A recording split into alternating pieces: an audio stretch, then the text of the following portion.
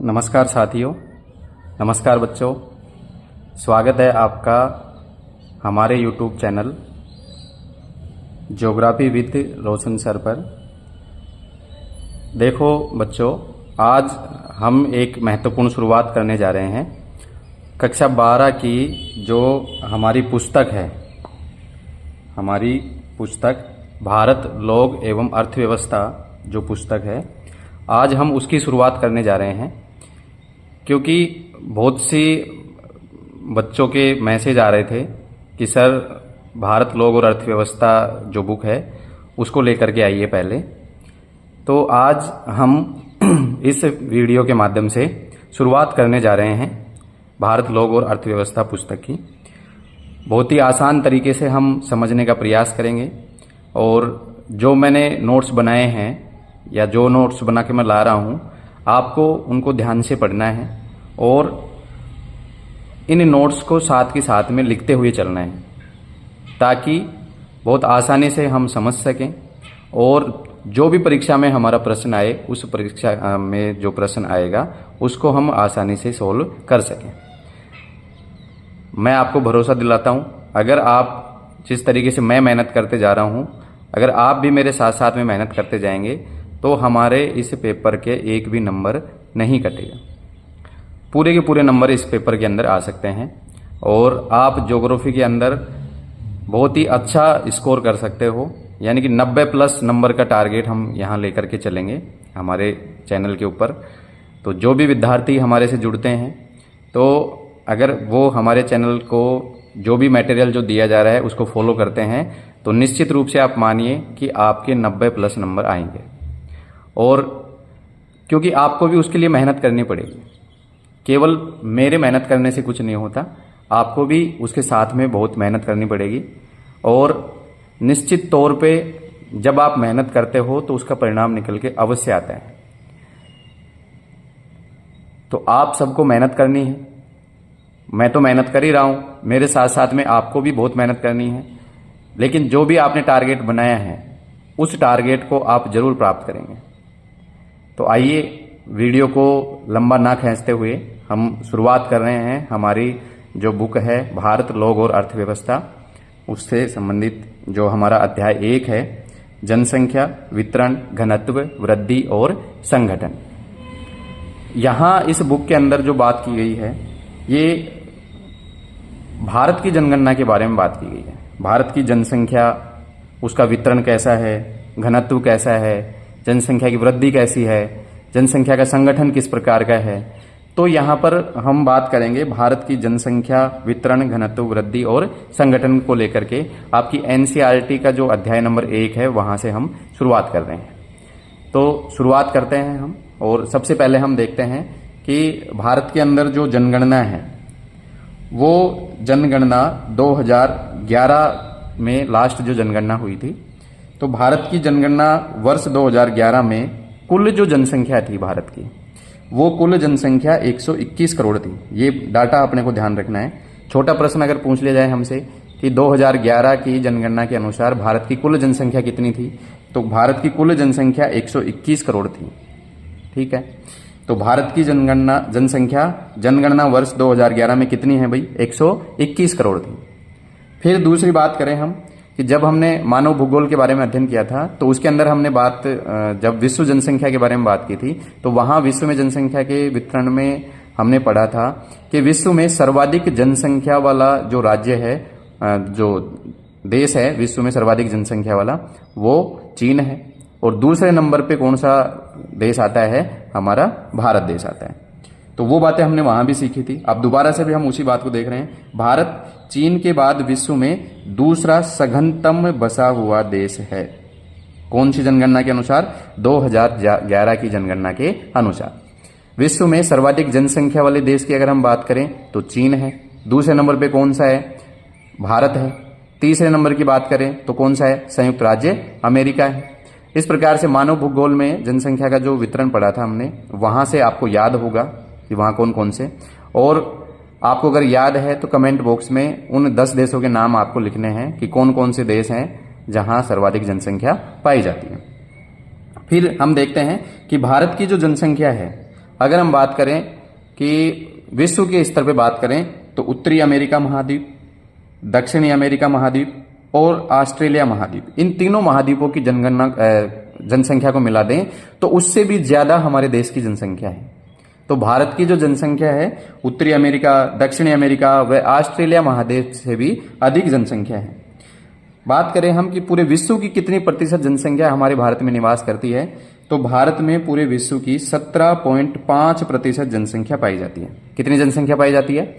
भारत में पूरे विश्व की जनसंख्या का 17.5% भाग पाया जाता है। फिर हम बात करें कि भाई अगर इतनी ज्यादा जनसंख्या अगर हमारे देश के अंदर है, कितनी जनसंख्या? 17.5% जनसंख्या। कब की बात कर रहे हैं? जनगणना वर्ष 2011 की बात कर रहे हैं। कितनी जनसंख्या थी? 121 करोड़ जनसंख्या थी। विश्व में पहले नंबर पे कौन है? चीन है। दूसरे नंबर पे कौन है? भारत है। अगर हम बात करें कि इतनी बड़ी जो जनसंख्या है तो निश्चित तौर पे जो हमारे देश के जो संसाधन है उन संसाधनों के ऊपर क्या पाया जाता है? अत्यधिक दबाव पाया जाता है। तो क्योंकि जनसंख्या ज्यादा है और संसाधन क्या है? कम है, तो यह निश्चित तौर पे संसाधनों के ऊपर दबाव को क्या करेगी? बढ़ाएगी।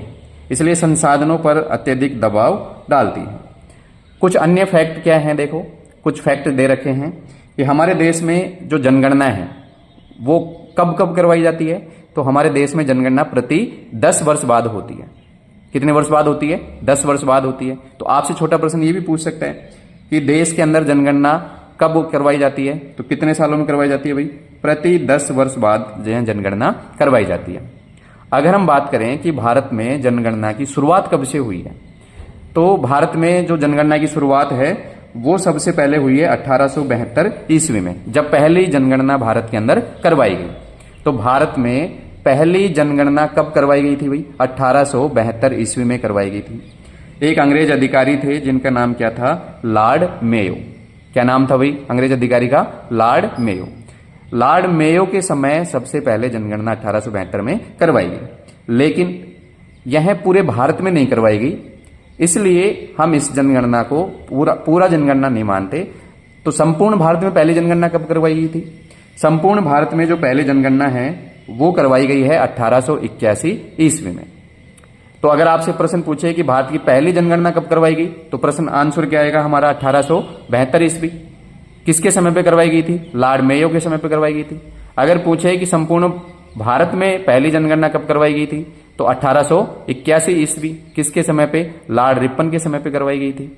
ठीक है, तो ये बात हमें ध्यान रखनी है। प्रत्येक 10 वर्ष में जनगणना करवाई जाती है। प्रथम भारत में पहली जो जनगणना थी वो 1872 ईस्वी में करवाई गई थी, और संपूर्ण भारत में पहली जनगणना कब करवाई गई है? 1881 ईस्वी के अंदर करवाई गई है। फिर 2011 की जनगणना की अगर हम बात करें तो कौन से नंबर की जनगणना थी भैया? 2011 में जो जनगणना हमारी जो अंतिम जो जनगणना थी वो 2011 में हुई थी। तो वो कौन से क्रम की थी? यानी कि जब से शुरुआत हुई है जनगणना होने की तब से लेकर के और आज तक की हम बात करते हैं, तो वो कौन से नंबर की जनगणना है? तो 15वें नंबर की जनगणना है। कौन से नंबर की है? 15वें। तो अब अगर क्वेश्चन ऐसे आ जाए कि 2011 की जनगणना कौन से क्रम की है, तो हमारा आंसर क्या आ जाएगा? 15वीं जनगणना थी। ठीक है, अगर हम बात करें कि स्वतंत्रता के बाद कौन सी थी, क्योंकि हमारा देश आपको पता है 1947 में आजाद हुआ, तो 1947 में आजादी के बाद में यह कौन सी जनगणना थी? 7वीं जनगणना है। आजादी के बाद की कौन सी जनगणना है? ये 7वीं जनगणना है। ठीक है, तो जो फैक्ट हैं वो याद आपको रखने हैं। कैसे याद करेंगे? प्रत्येक 10 वर्ष में जनगणना होती है। सर्वप्रथम जनगणना का जो प्रयास है वो 1872 ईस्वी में किया गया था, लेकिन पूरे देश में नहीं किया गया। फिर संपूर्ण भारत में कब करवाई गई? 1881 ईस्वी में की गई, और 1881 से लगातार 10-10 वर्षों में यह जनगणना करवाई जा रही है। एक बात और भी ध्यान रखनी है आपको कि 2021 की जो जनगणना है वो अभी नहीं करवाई गई है। क्यों नहीं करवाई गई है? क्योंकि 2020 में कोविड-19 की वजह से जनगणना का जो कार्य है उसको स्थगित करना पड़ा, इसलिए अभी 2021 की जनगणना अभी नहीं हुई है। तो आपको ध्यान रखना है कि 2011 की जनगणना भारत की 15वीं जनगणना थी, और स्वतंत्र भारत की कौन सी थी? 7वीं जनगणना है। और 2011 में पूरे भारत की जो जनगणना है, जनसंख्या है वो कितनी थी? 121 करोड़ थी। और चीन के बाद में यह कौन से नंबर पे है? दूसरे नंबर पे आता है। उत्तरी अमेरिका और ऑस्ट्रेलिया से भी ज्यादा जनगणना है जनसंख्या है किसकी? भारत की। पूरे विश्व की 17.5% जनसंख्या यहां पर पाई जाती है। ठीक है, तो ये हमने कुछ बेसिक बात की इसकी। अब बात करते हैं अपन किसकी, जनसंख्या के वितरण की।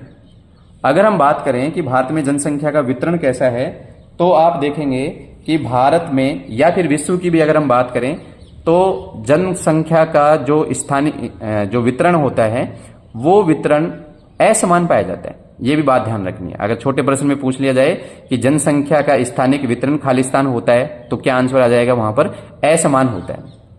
तो हम देखते हैं कि असमान किस तरीके से है। तो ये देखो आप यहां लिखा हुआ है जनसंख्या का स्थानिक वितरण कैसा होता है, असमान होता है। तो इस बात को ध्यान रखना है आपको। देखो हम जो हमारी एनसीईआरटी की बुक है उस एनसीईआरटी की बुक में जो मैप दे रखा है भारत का उसमें थोड़ा समझने का प्रयास करते हैं। जैसे ये मैंने एनसीईआरटी की जो बुक है उसके अंदर हमारे ये मैप दे रखा है। यहां देख रहे हैं आप कि भारत जनसंख्या वितरण 2011। तो भारत के अंदर जनसंख्या का वितरण दे रखा है 2011 का। आप इसमें जो पैमाना जो है उसको देख पा रहे हैं। यहां जो पैमाना जो लिखा हुआ है इसको आप देख रहे हो। यहां एक जो बिंदु है उसकी वैल्यू कितनी है, 2 लाख व्यक्ति। इसका मतलब ये होता है कि एक जो बिंदु जो इसमें लगा हुआ है उस एक बिंदु के द्वारा कितने लोगों को दिखाया गया है, 2 लाख व्यक्तियों को दिखाता है। तो यहां जो जनसंख्या का जो वितरण है वो बिंदु मानचित्र के द्वारा दर्शाया जाता है। जनसंख्या का वितरण भी किसके द्वारा दर्शाया जाता है, बिंदु मानचित्र के द्वारा। एक बिंदु की जो वैल्यू है यहाँ पे वो कितनी है भाई 2 लाख व्यक्ति है। ठीक है, ये बात ध्यान रखनी है।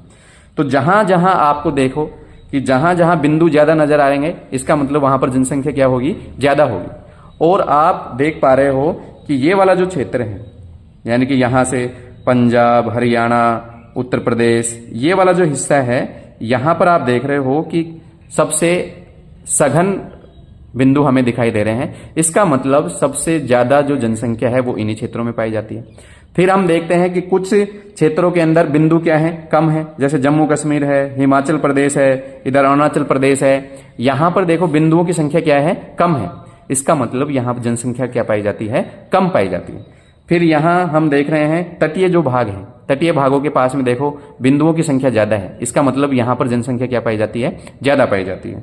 और जो आंतरिक जो भाग है वहां बिंदुओं की संख्या कम है। इसका मतलब वहां जनसंख्या क्या पाई जाती है, कम पाई जाती है। तो इस बात से हमें यह समझ में आता है कि पूरे भारत में अगर हम जनसंख्या का वितरण देखें तो वो वितरण कैसा पाया जाता है भाई, असमान पाया जाता है। कहीं जनसंख्या बहुत ज्यादा है, कहीं जनसंख्या क्या है, बहुत ही कम है। तो उसी से संबंधित जो तथ्य हैं हमारे बहुत ही आसानी से हम उनको समझेंगे और एक एक तथ्य को हम आसानी से याद करते हुए चलेंगे। तो दूसरा जो तथ्य है हमारे सामने वो तथ्य है कि भाई भारत में सर्वाधिक जनसंख्या वाले कौन से राज्य हैं। फिर 2011 की जनगणना के अनुसार भारत में सर्वाधिक जनसंख्या वाले राज्य कौन से हैं।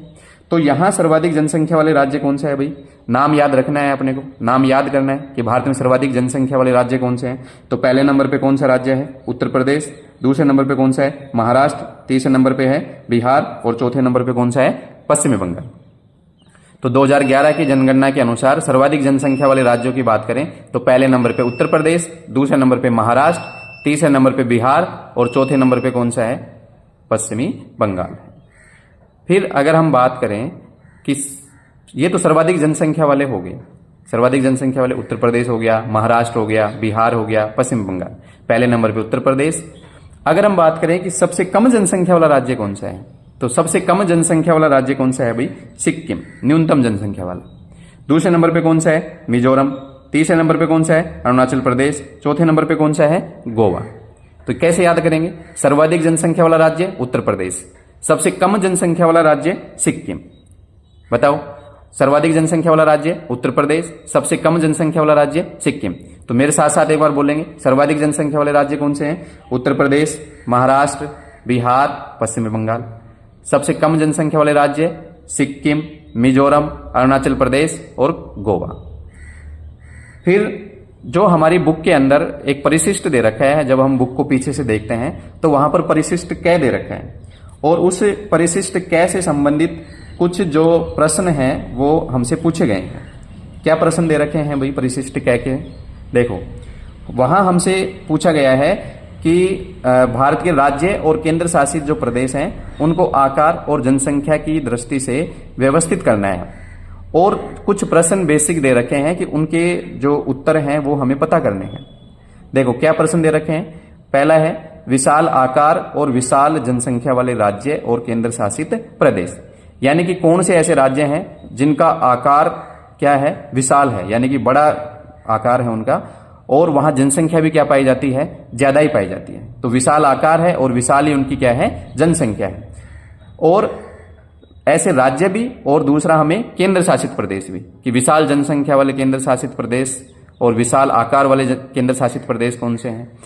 दूसरा जो प्रश्न है, विशाल आकार किंतु लघु जनसंख्या वाले राज्य। आकार तो कैसा है, विशाल है, लेकिन जनसंख्या वहां पर क्या पाई जाती है, अभी कम पाई जाती है। तो कौन से राज्य हैं ऐसे जहां पर आकार तो बड़ा है उनका, लेकिन जनसंख्या वहां पर कम पाई जाती है। कौन से ऐसे केंद्र शासित प्रदेश हैं जिनमें ऐसा पाया जाता है। तीसरा जो प्रश्न है वो अपेक्षाकृत लघु आकार और विशाल जनसंख्या, यानी कि आकार तो छोटा है लेकिन जनसंख्या वहां क्या पाई जाती है, ज्यादा पाई जाती है।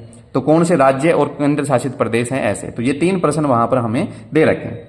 तो उनसे संबंधित जो बातें हैं वो हम देखते हैं। पहला है विशाल आकार वाले राज्य, कि कौन से राज्य ऐसे हैं जिनका आकार क्या है, विशाल है, यानी कि सबसे ज्यादा क्षेत्रफल वाले राज्य कौन से हैं। पहले नंबर पे आप देख रहे हो कौन सा राज्य है, राजस्थान। दूसरे नंबर पे है मध्य प्रदेश। तीसरे नंबर पे है महाराष्ट्र। चौथे नंबर पे आंध्र प्रदेश और 5वें नंबर पे उत्तर प्रदेश। ये किसके आधार पे है, आकार के आधार पे। किसके आधार पे है ये, आकार, यानी कि सर्वाधिक क्षेत्रफल वाला या सर्वाधिक आकार वाला राज्य कौन सा है, राजस्थान। उसके बाद कौन सा है, मध्य प्रदेश, फिर है महाराष्ट्र, फिर है आंध्र प्रदेश और फिर है उत्तर प्रदेश। लेकिन अगर हम जनसंख्या की बात करें कि विशाल जनसंख्या वाले राज्य कौन से हैं, तो पहले नंबर पे कौन सा जाएगा बताओ, अभी याद किया अपन ने, उत्तर प्रदेश। दूसरे नंबर पे महाराष्ट्र, तीसरे नंबर पे बिहार और चौथे नंबर पे पश्चिमी बंगाल। तो बिहार, पश्चिम बंगाल, महाराष्ट्र और उत्तर प्रदेश, तो ये 4 राज्य हो जाएंगे। फिर विशाल आकार वाले केंद्र शासित प्रदेशों की बात करते हैं कि कौन से केंद्र शासित प्रदेश हैं जिनका आकार क्या है, सबसे ज्यादा। तो पहले नंबर पे आप देख रहे हो कौन सा है, अंडमान निकोबार द्वीप समूह, जो बंगाल की खाड़ी में है, आपको याद होगा। आकार की दृष्टि से सबसे बड़ा केंद्र शासित प्रदेश कौन सा है, अंडमान निकोबार द्वीप समूह है। दूसरे नंबर पे कौन सा आता है, दिल्ली आता है। और तीसरे नंबर पे कौन सा आता है, दादर व नगर हवेली आता है। तो सबसे बड़ा आकार के आधार पर केंद्र शासित प्रदेश कौन सा हुआ, अंडमान निकोबार। दूसरे नंबर पे दिल्ली और तीसरे नंबर पे दादरा व नगर हवेली। अगर राज्यों की बात करें कि सर्वाधिक क्षेत्रफल वाला राज्य कौन सा है, राजस्थान। अगर जनसंख्या की बात करें तो जनसंख्या में सर्वाधिक जनसंख्या वाला राज्य कौन सा है, उत्तर प्रदेश। केंद्र शासित प्रदेशों में बात करें कि सर्वाधिक आकार वाला कौन सा है, अंडमान निकोबार द्वीप समूह। अब देखते हैं हम कि विशाल जनसंख्या वाले केंद्र शासित प्रदेश कौन से हैं। देखो विशाल जनसंख्या वाले केंद्र शासित प्रदेश कौन सा है भाई, देखो सर्वाधिक जनसंख्या कौन से केंद्र शासित प्रदेश की है, दिल्ली की। सर्वाधिक आकार किसका था, बताओ किसका था, अंडमान निकोबार द्वीप समूह का। लेकिन जनसंख्या सबसे ज्यादा किसकी है, दिल्ली की है। फिर हम बात करें दूसरे नंबर पे पांडिचेरी यानी कि पुडुचेरी। तीसरे नंबर पे है चंडीगढ़ और चौथे नंबर पे है अंडमान निकोबार द्वीप समूह। अब हम जो प्रश्न है अगला अपना, विशाल आकार किंतु लघु जनसंख्या वाले यूटी, यानी कि आकार तो विशाल है लेकिन जनसंख्या वहां पर क्या है, कम है। तो वो कौन सा है, अंडमान निकोबार द्वीप समूह और दादर नगर हवेली। यानी कि इनका आकार तो क्या है, ज्यादा, लेकिन यहां पर जनसंख्या क्या पाई जाती है, कम पाई जाती है। और दूसरा जो है लघु आकार व विशाल जनसंख्या वाले यूटी, यानी कि आकार तो इनका क्या है, लघु, और जनसंख्या यहां पर क्या पाई जाती है, बहुत ज्यादा पाई जाती है। तो कौन सा है, दमन व दीव, और दूसरा कौन सा है, लक्षद्वीप। ठीक है। अब यहां आप देख पा रहे हो कि यहां दादर नगर हवेली, दमन व दीव को अलग अलग दे रखा है। क्यों दे रखा है, क्योंकि हम कौन सी जनगणना की बात कर रहे हैं, 2011 की जनगणना की बात कर रहे हैं। तो 2011 में ये दोनों केंद्र शासित प्रदेश क्या थे, अलग थे। लेकिन अब ये दोनों केंद्र शासित प्रदेशों को क्या कर दिया गया है, एक कर दिया गया है, इनको जोड़ दिया गया है। दादर नगर हवेली एवं दमन एवं दीव, इसका अब नया नाम हो गया। ठीक है। तो लघु आकार है इनका और जनसंख्या यहां पर क्या पाई जाती है, बहुत ज्यादा पाई जाती है। फिर हम बात करते हैं जो हमारा जो नेक्स्ट जो प्रश्न था कि विशाल आकार किंतु लघु जनसंख्या, कौन से ऐसे राज्य हैं जिनका आकार तो बड़ा है लेकिन वहां पर जनसंख्या क्या पाई जाती है, कम पाई जाती है। तो आपको नक्शे में भी हमने देखा था कि जम्मू कश्मीर है। जम्मू कश्मीर का आकार तो बहुत बड़ा है लेकिन वहां पर जनसंख्या क्या पाई जाती है, कम पाई जाती है। दूसरा कौन सा है, अरुणाचल प्रदेश, जहां पर आकार तो बहुत बड़ा है लेकिन जनसंख्या क्या पाई जाती है, कम पाई जाती है। ऐसे ही उत्तराखंड, ऐसे ही हिमाचल प्रदेश, जिनका आकार तो बहुत बड़ा है लेकिन जनसंख्या वहां पर क्या पाई जाती है, कम पाई जाती है। और नेक्स्ट जो था वो लघु आकार और विशाल जनसंख्या वाले राज्य, यानी कि आकार तो क्या है, कम, और विशाल क्या पाई जाती है, वहां पर जनसंख्या पाई जाती है। तो कौन से ऐसे राज्य हैं जिनका आकार तो लघु है लेकिन जनसंख्या वहां पर ज्यादा पाई जाती है? तो केरल है, असम है, त्रिपुरा है, गोवा है। ये बात ध्यान रखनी है अपने को कि आकार तो इनका छोटा है, क्षेत्रफल तो इनका कम है, लेकिन यहां पर जनसंख्या क्या पाई जाती है, ज्यादा पाई जाती है। फिर है कि हमने अभी जो बात की, हमने ये भारत के अंदर जनसंख्या के वितरण की बात की, और इस वितरण में हमने देखा है कि जनसंख्या का वितरण अलग अलग राज्यों के अंदर उसमें क्या पाई जाती है, असमानता पाई जाती है। यानी कि किसी राज्य में बहुत ज्यादा जनसंख्या है, किसी राज्य में जनसंख्या बहुत ही कम है। तो ये जो जनसंख्या जो कम है, क्या कौन से कारण है ऐसे जिस कारण से यहां पर जनसंख्या क्या पाई जाती है, कम पाई जाती है? तो यहां जो कारण है उन कारकों की बात कर रहे हैं हम। देखो, जनसंख्या वितरण में मिलने वाली इस प्रादेशिक भिन्नता, कैसी भिन्नता है ये, प्रादेशिक भिन्नता। तो जनसंख्या के अंदर क्या पाई जाती है, प्रादेशिक भिन्नता पाई जाती है। उस प्रादेशिक भिन्नता के लिए कौन से कारक जिम्मेदार हैं भाई? भौगोलिक कारक जिम्मेदार है, कुछ सामाजिक कारक जिम्मेदार है, आर्थिक कारक जिम्मेदार है, ऐतिहासिक कारक जिम्मेदार है। ये बहुत सारे कारक हैं ऐसे जो जनसंख्या में इस प्रकार के वितरण के लिए क्या होते हैं, जिम्मेदार होते हैं। जैसे हम बात करें कि कुछ भौतिक कारक ऐसे होते हैं जिनकी वजह से जनसंख्या के वितरण में ये जो असमानता जो पाई जाती है वो आ जाती है। कौन से भौतिक कारक हैं ऐसे? तो भौतिक कारकों की अगर हम बात करें तो जब हमने मानव भूगोल पढ़ी थी तो वहां भी हमने बात की थी इनके बारे में। जैसे स्थलाकृति यानी कि भू आकृति, कि भू आकृति कैसी है किसी क्षेत्र की, वो उसके ऊपर निर्भर करता है कि वहां पर जनसंख्या कैसी पाई जाएगी। जैसे कोई भूभाग ऐसा है जो उबड़ खाबड़ है, पर्वत है, कोई भूभाग ऐसा है जहां मैदानी भाग है, कृषि कार्य अच्छे से होता है, तो वहां पर जनसंख्या क्या पाई जाती है, अधिक पाई जाती है। दूसरा, जल की उपलब्धता, ऐसे भी क्षेत्र जहां पर क्या मिल जाता है, जल मिल जाता है, तो जल की उपलब्धता वाले क्षेत्रों के अंदर भी जनसंख्या का जो सघनता है वो क्या हो जाती है, अधिक हो जाती है। फिर और क्या है, जलवायु है कि बहुत अधिक गर्म जलवायु हो, बहुत अधिक ठंडी जलवायु हो, तो वहां पर भी जनसंख्या नहीं बसती है। बहुत अधिक गर्म प्रदेशों के अंदर भी जनसंख्या का निवास नहीं है, बहुत कम जो गर्मी होती है, यानी कि जहां पर सर्दी बहुत ज्यादा होती है वहां पर भी जनसंख्या कम पाई जाती है। ठीक है, तो ये कुछ भौतिक कारक हैं जो जनसंख्या को वितरण को प्रभावित करते हैं। अगर हम देखें इस भौतिक कारकों के आधार पे, तो जैसे उत्तर प्रदेश है, उसके अंदर मैदानी भाग है, वहां उपजाऊ मैदान है, नदियों का जो जल है वो आसानी से मिल जाता है किसानों को, तो वहां पर जनसंख्या भी क्या पाई जाती है, सघन रूप से पाई जाती है। ऐसे ही अगर हम बात करें कि डेल्टाई भाग हैं और तटीय जो भाग हैं समुद्र के किनारे वाले, वहां पर भी जनसंख्या क्या पाई जाती है, ज्यादा पाई जाती है। उसका कारण भी क्या है, क्योंकि वहां की जो जलवायु है और वहां की जो मृदा है उसमें उपजाऊपन पाया जाता है, इस वजह से वहां पर जनसंख्या भी क्या हो जाती है, अधिक हो जाती है। फिर और अगर हम बात करें कि कुछ भाग ऐसे भी हैं जहां धीरे धीरे जनसंख्या बढ़ती जा रही है। जैसे अगर हम बात करें तो राजस्थान के अंदर हम बात करें, पश्चिमी राजस्थान में, तो वहां पर पहले सिंचाई की सुविधाएं नहीं थी, मरुस्थलीय दशाएं थी वहां पर, तो जलवायु की विषमताएं थी, इस वजह से वहां पर जनसंख्या का वितरण कम था। लेकिन अब वहां पर सिंचाई की सुविधाएं हो गई है, इंदिरा गांधी नहर के माध्यम से वहां सिंचाई के लिए पानी दिया जा रहा है, तो उसकी वजह से धीरे धीरे वहां पर जनसंख्या सघन होती जा रही है। फिर कुछ प्रदेश ऐसे हैं जहां पर खनिज संसाधन मिल जाते हैं, तो उन खनिजों की वजह से भी वहां पर खनिज निकालने वाले जो श्रमिक होते हैं वो वहां पर ज्यादा हो जाते हैं, इस वजह से वहां धीरे धीरे जनसंख्या बढ़ने लग जाती है। तो खनिज एवं ऊर्जा संसाधनों की उपलब्धता के आधार पर जैसे हम बात करें तो झारखंड है, तो झारखंड के अंदर जनसंख्या का वितरण या जनसंख्या धीरे धीरे बढ़ती जा रही है। तो इस प्रकार से जो कारक हैं वो जनसंख्या के वितरण को प्रभावित करते हैं। तो जनसंख्या का जो वितरण है उसको सामाजिक, आर्थिक और ऐतिहासिक जो कारक हैं वो सभी क्या करते हैं, प्रभावित करते हैं। एक जो कारक और है वो क्या है, नगरीयकरण और दूसरा औद्योगिकरण। नगरीयकरण और औद्योगिकरण के कारण भी जो हमारे देश के जो विशाल जो नगर हैं उनकी जनसंख्या लगातार क्या होती जा रही है, बढ़ती जा रही है। जैसे हम बात करें दिल्ली, मुंबई, कोलकाता, बेंगलुरु, पुणे, अहमदाबाद, चेन्नई और जयपुर, ये सारे के सारे नगर ऐसे हैं जहां पर जनसंख्या लगातार क्या होती जा रही है, बढ़ती जा रही है। वहां जनसंख्या बढ़ने का कारण क्या है? वहां औद्योगिकरण और वहां का नगरीयकरण, क्योंकि औद्योगिकरण में लोगों को रोजगार के अच्छे अवसर मिलते हैं और रहन सहन की उच्च दशाएं शहरों के अंदर रहने को मिलती हैं, शिक्षा की अच्छी दशाएं वहां पर देखने को मिलती हैं।